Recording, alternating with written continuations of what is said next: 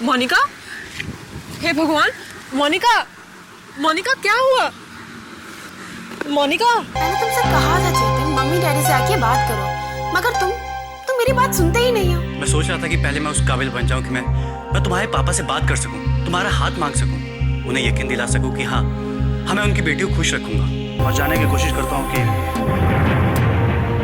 जिसने मोनिका को अपमान के भंवर तक पहुंचाया है, क्या वो उसे उस भंवर से निकालने के लिए तैयार है भी या नहीं? ये तुम जानती हो। हाँ, मैं चेतन से प्यार करती हूँ, लेकिन माँ मैं अपनी मर्यादा अच्छी तरह जानती हूँ। मैं ऐसा कोई काम नहीं करूंगी जिससे आप लोगों को शर्मिंदा होना पड़े। ऐसा तुम कर चुकी हो। फैसले बदले जाते हैं, पर वादे नहीं तोड़े जाते।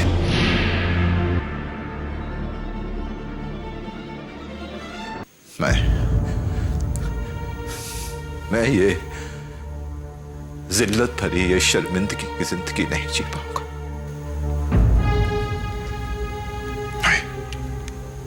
ये क्या कर रहे हो? रुक जाओ भाई, एक कदम भी आगे मत बढ़ा।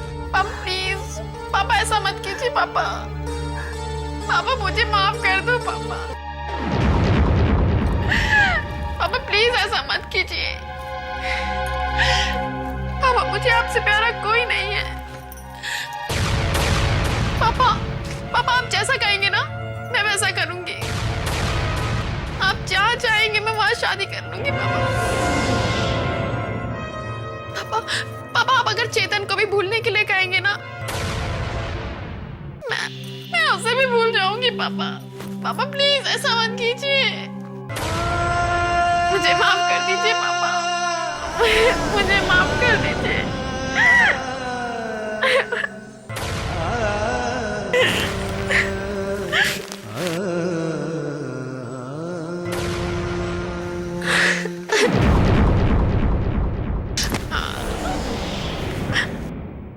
तो आजकल मोनिका क्या सोच रही है? सोचेगी क्या, बस राज पे भरोसा किए बैठी है। भगवान करे कि उसका भरोसा सच हो। लेकिन मुझे नहीं लगता। अब तुम ही सोचो ना, अगर राज भरोसे के काबिल होता तो वो बिना इन्फॉर्म किए हुए वो क्यों बाहर चला जाता? और माना कि किसी मजबूरी की वजह से राज को बाहर जाना पड़ा, तो वहां जाकर फोन तो कर सकता था मोनिका को। एटलीस्ट बेचारी को तसल्ली तो होती।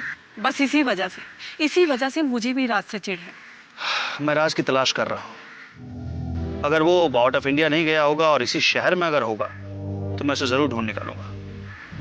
वो इस तरह मोनिका की इज्जत से खिलवाड़ करके नहीं भाग सकता। लक्ष्य, आपसे एक बात पूछूं? पूछो। आप ये सब क्यों कर रहे हैं? माना कि आप मोनिका को अपनी बहन की तरह मानते हैं, लेकिन वो आपकी सगी बहन तो नहीं है ना।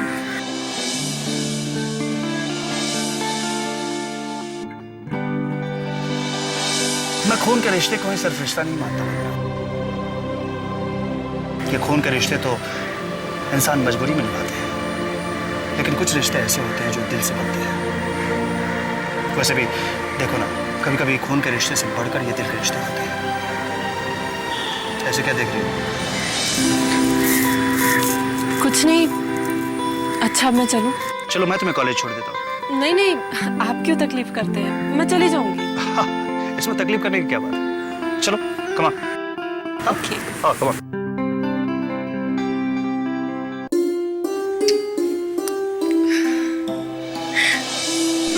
हाँ वीना, ये मेरा ही बेटा है, मेरा आर्या, जिसे ये मामा कहता रहा वहीं से चुरा कर ले गया। तुमने हम माँ बेटे को मिलाकर जो मुझ पर एहसान किया है, उसका कर्ज मैं जिंदगी भर नहीं भूल सकती। दीदी, मैंने किया ही क्या है? ये सब तो ऊपर वाले ने किया है। मैं तो बस एक जरिया हूँ। जो भी हो, लेकिन एहसान तो मैं तुम्हारा ही मानूंगी। हाँ वीना दीदी, आप तो मेरे लिए ईश्वर से भी बढ़कर हैं। बचपन से लेके आज तक मैं दर बदर की ठोकरें खाता रहा कि एक बार, बस एक बार मैं अपने पापा से मिला, और आज आपकी वजह से मैं अपनी माँ से मिला। हमारा रिश्ता तो सगे भाई बहन से भी बढ़कर है। वीना, आज से तुम हमारे परिवार की सदस्य हो। इस नाते इस परिवार की जिम्मेदारी भी तुम्हें निभानी होगी। कैसी जिम्मेदारी दीदी? मेरे स्वर्गवासी दीदी और जीजा जी का बेटा विशाल आज रात को अमेरिका से वापस आ रहा है। और कल हम खुराना जी के घर उसके लिए लड़की देखने जा रहे हैं। मैं चाहती हूँ तुम हमारे साथ चलो और इस शादी की पूरी जिम्मेदारी तुम्हें संभालनी होगी। ठीक है दीदी, मैं तैयार हूँ। ये हुई ना बात। मैं इसी बात पर सबको गर्मा गर्म चाय पिलाता हूँ। बैठो, तू तो मेरे पास बैठ। बेटा बेटा।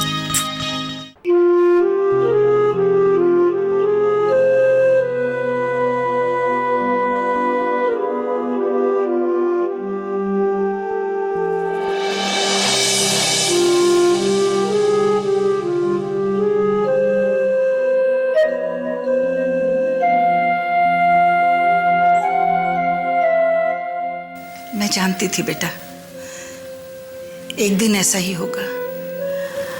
इसीलिए तुझे समझाती थी चेतन से ना मिला कर। मैंने आप लोगों की सब बात तो मान ली है। आप क्या चाहती हैं? मैं तुम्हारे चेहरे पर वही मुस्कुराहट देखना चाहती हूँ जो पहले देखा करती थी।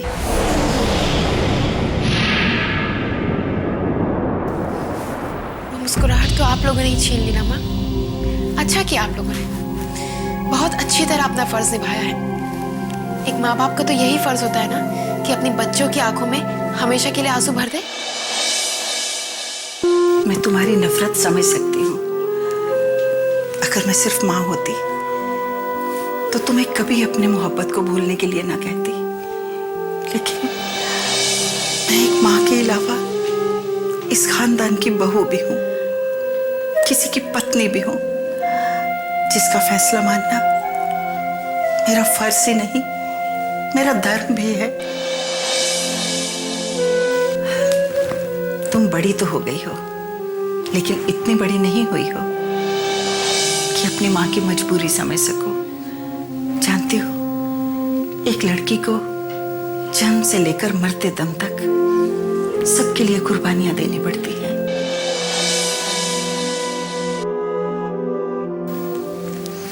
माँ बाप के घर में उनकी खुशियों के लिए कुर्बानी देनी होती है, और ससुराल में अपने सास ससुर के लिए, पति के लिए कुर्बानी देनी पड़ती है। और जब वो माँ बन जाती है तो बच्चों के लिए कुर्बानी देनी पड़ती है। क्या लड़की की जिंदगी पे सिर्फ दूसरों का ही हक होता है? इतिहास गवाह है बेटी, हमेशा से ऐसा ही होता आया है। हम बदल नहीं सकते। जब लड़की बनकर जन्म लिया है तो अपनी खुशियों को दूसरों की खातिर कुर्बानी देने को तैयार रहना चाहिए। ये मुझसे नहीं होगा माँ, मैं चेतन के बगैर मर जाऊंगी।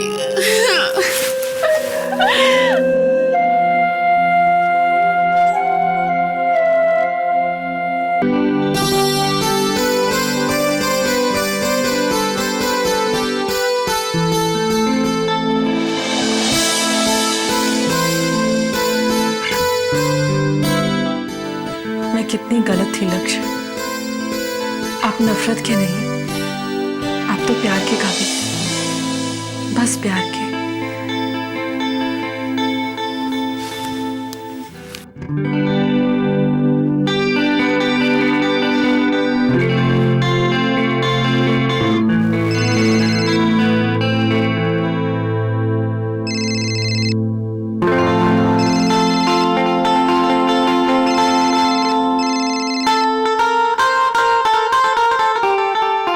हेलो।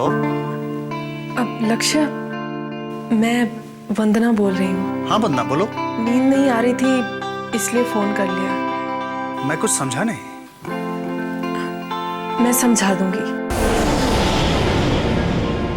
लेकिन उसके लिए आपको कल मुझसे मिलना होगा। वंदना, कहीं तुम मोनिका के बारे में तो नहीं बात करना चाहती? अगर ऐसी बात है वंदना तो तुम बेफिक्र रहो। तुम्हें परेशान होने की कोई जरूरत नहीं। मैं यकीन दिलाता हूँ कि मोनिका की बात मेरे सीने में हमेशा हमेशा के लिए दबी रहेगी। नहीं नहीं लक्ष्य, मैं मोनिका को लेकर बात नहीं कर रही। मुझे अपने बारे में कुछ बात करनी है। अपने लिए? आप कल मिलिए तो सही, मैं सब बता दूंगी। हाँ, मेरा आपसे मिलना बहुत जरूरी है। मैं आपका इंतजार करूंगी। Bye bye.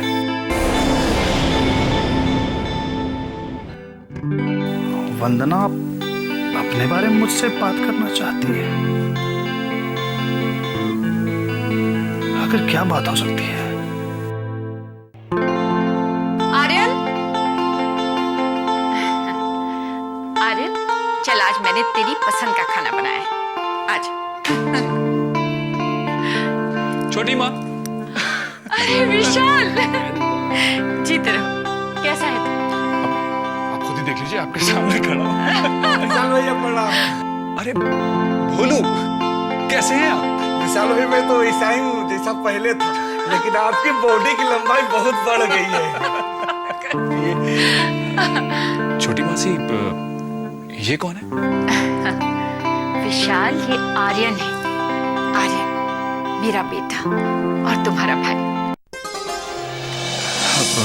लेकिन आर्यन तो तकदीर ने हम दोनों को जुदा कर दिया था।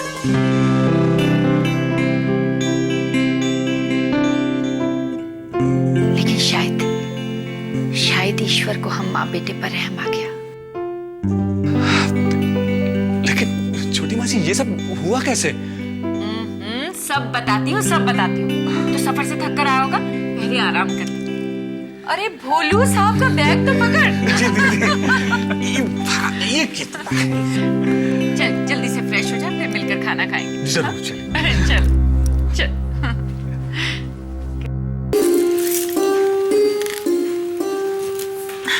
लगता है तुम्हारी रात से अब तक बात नहीं हुई। आपको कैसे पता भाभी? मोनिका, तुम्हारे चेहरे की उदासी बता रही है।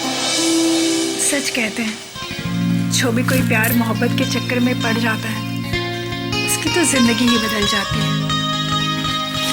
देखो, तुम परेशान मत हो। वो जहां भी होगा, तुमसे बात करने के लिए इतना ही बेचैन होगा। चलो, अब तुम तुम्हारा मूड ठीक कर लो। हाँ, हम किसी और के घर जा रहे हैं ना। कहाँ जाने की तैयारी हो रही है भाई? तुम्हें भी साथ चलना है। मैं कहाँ जा रही हूँ? वहीं जहाँ मैं और मोनिका जा रहे हैं। वो क्या है ना, स्नेहा जी ने हम पे जिम्मेदारी छोड़ी है कि विशाल के लिए लड़की हम ही देखने जाएं। अरे बाबा, मुझे अपनी जिम्मेदारी में शामिल क्यों कर रहे हैं आप? क्यों? तुम नहीं आना चाहती? नहीं नहीं दीदी, जाना तो चाहती हूँ, लेकिन आज जा नहीं पाऊंगी। मेरा इम्तिहान है ना आज। ये क्या वंदना, तुम हमारे साथ आती तो कितना अच्छा होता। वैसे भी भाभी बड़ों के बीच बैठी रहेंगी और मैं अकेली बोर होती रहूंगी। सॉरी मोनिका, मजबूरी ही कुछ ऐसी है। फिर कभी ऐसा मौका आया तो जरूर चलूंगी। ठीक है? अब अच्छा दीदी, अब मैं चलती हूँ। अब मैं क्या बोलूं? एग्जाम नहीं होता तो रोक लेती। जा। बाय दीदी, bye bye Monica, bye bye. चलो, अब हम भी चलते हैं।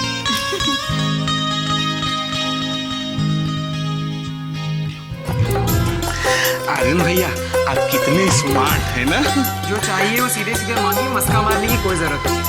आर्यन भैया, आप जहाँ जा रहे हैं लड़की देखने के लिए, हमारे लायक भी एक लड़की देखिए ना, ब्याह करना है हमको भी। शादी आप करेंगे? आइए। मम्मी, मॉम, मामा, ये देखिए आपके भोलू जी क्या कह रहे हैं। क्या कह रहे? ये कह रहे हैं कि जहाँ हम विशाल भैया का रिश्ता कराने जा रहे हैं, वहाँ इनके लिए भी कोई लड़की देखें। बोलिए। नहीं दीदी, मैंने ऐसा कुछ नहीं कहा, कुछ नहीं कहा। अरे अभी तो कहाँ अंदर। आर्यन, जाओ भूल जाकर अपना काम करो। ये बीना अभी तक क्यों नहीं आई? तो लो, हम भी आ गए। आओ, हम लोग तुम्हारा इंतजार कर रहे थे। विशाल, ये बीना है।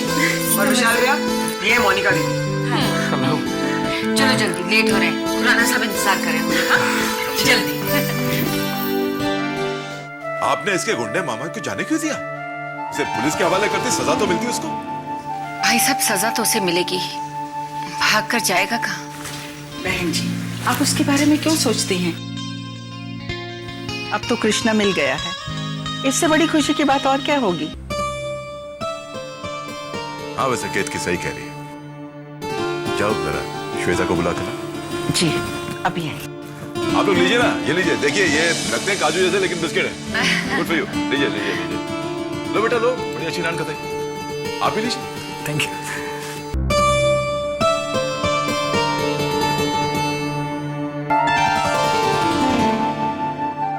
वैसे विशाल कब तक है यहाँ? ये तो कह रहा है कि इसे 10 दिन में ही वापस जाना है। सो मैं चाहती थी कि अगर शादी के रस्मों रिवाज से जल्दी निश्चिंत हो जाए तो अच्छा रहेगा। जी हाँ, मैं भी यही चाहता हूँ कि जितनी जल्दी ये शादी हो जाए उतना ही अच्छा है।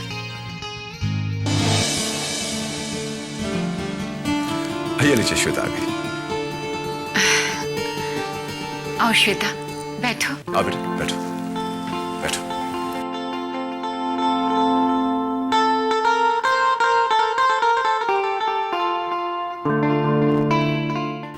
दीदी, वैसे भाभी काफी खूबसूरत है नहीं? हाँ, पर विशाल को भी तो पसंद आनी चाहिए। कृष्णा क्या कह रहा है बीना?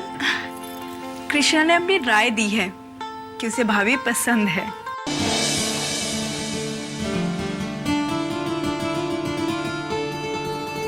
हाँ भाई, कृष्णा सबसे छोटा है इसलिए इसे हक है अपनी राय जाहिर करने का। हम तो यहाँ सिर्फ मुलाकात करने के लिए आए हैं। पसंद नापसंद का तो कोई सवाल ही नहीं उठता। और फिर भाई साहब, जो रिश्ता बरसों पहले तय हो चुका है उसके लिए क्या सोचना? विशाल से तो पूछ लीजिए, इसे कुछ कहना है? अब बड़ों के बीच में मैं क्या बोलूं? अरे होने वाले जीजा जी, बोल लीजिए जो भी बोलना है। एक बार शादी हो गई तो उसके बाद तो सिर्फ श्वेता बोलेगी और आप सुनोगे। तो क्या इरादा है भाई साहब, क्या करें? अब करना क्या है? मैं पंडित को बुलाता हूँ, मुहूर्त निकलवा कर आपको बताता हूँ। देखिए, फ्रैंकली मैं चाहता हूँ कि बस 2-4 दिन में ये शादी हो जाए, सभी के लिए अच्छा है। ये बहुत अच्छा रहेगा। मैं भी चाहती हूँ कि श्वेता जल्द से जल्द बहू बनकर हमारे घर आ जाए।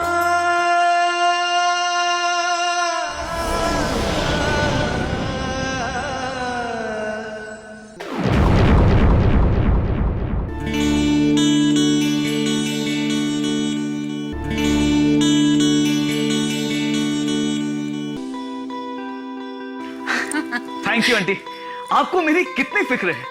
वो कैसे? अरे मेरी मुसीबत इस घर में श्वेता ही तो है। एक बार इसकी शादी हो गई तो फिर मेरी लाइन भी क्लियर है।